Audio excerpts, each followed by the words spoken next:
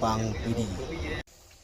Kubu anak Manyak ini merupakan kubu anak kecil yang masih berumur 4 tahun yang dimakamkan satu liang bersama orang tuanya yang dibunuh oleh temannya sendiri karena keserakahan, karena ingin menguasai harta bawaan mereka yang mereka berangkat dari Pidi menuju ke Melabuh melalui Gunung Gempang.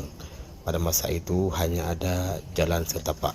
Peristiwa ini terjadi pada tahun 1935 di Gunung Gempang, lintas Melabuh, Aceh Barat.